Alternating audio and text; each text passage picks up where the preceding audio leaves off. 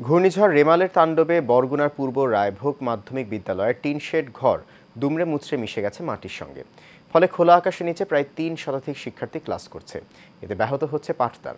তবে দ্রুত ভবন নির্মাণের ব্যবস্থা নেওয়ার আশ্বাস জেলা প্রশাসকের। বরগুনা থেকে জহিরুল ইসলামের পাঠানো তথ্যছবিতে বিস্তারিত জানাচ্ছেন সঞ্জিতা হক। দুমড়ে মুচড়ে মাটির সঙ্গে মিশে আছে টিনশেড ঘর, নেই শ্রেণী কক্ষ আর ঝুলে থাকা ব্ল্যাকবোর্ড। বসার সারি সারি বেঞ্চগুলো চাপা পড়েছে টিনশেডের নিচে। এমন অবস্থা ঘূর্ণিঝড় রেমালের তাণ্ডবে ক্ষতিগ্রস্ত বরগুনা সদর উপজেলার পূর্ব রায়ভোগ মাধ্যমিক বিদ্যালয়ের।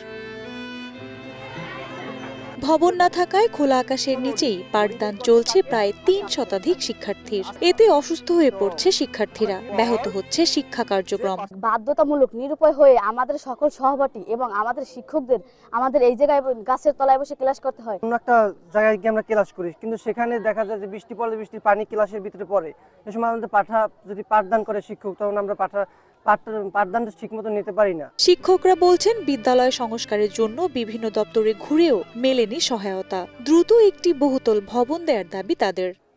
ঘূর্ণিঝড় রেমালের আঘাতে আমাদের বিদ্যালয়ের ১২০ ফুট ঘরখানা সম্পূর্ণ বিধ্বস্ত হয়ে যায়। বিধ্বস্ত হয়ে যাওয়ার পরে উপজেলা মাধ্যমিক শিক্ষা অফিস, উপজেলা নির্বাহী কর্মকর্তা এবং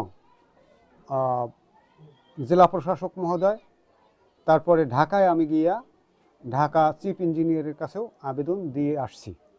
কিন্তু দীর্ঘদিন অতিবাহিত হওয়ার পরও আমরা কোনো সাহায্য সহযোগিতা কিছুই পাই না। সরকারের কাছে আমি একটা ভবন চাই।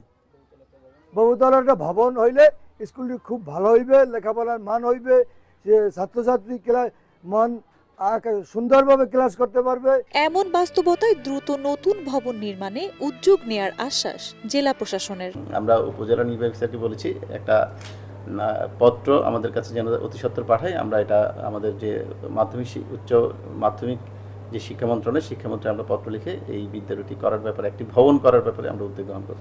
শিক্ষার মান উন্নয়নে সরকারের সংশ্লিষ্ট বিভাগের কাছে বিদ্যালয়টির জন্য টেকসই বহুতল ভবন নির্মাণের দাবি এলাকাবাসী, শিক্ষক ও শিক্ষার্থীদের। সঞ্জিতা হক, এশিয়ান টেলিভিশন।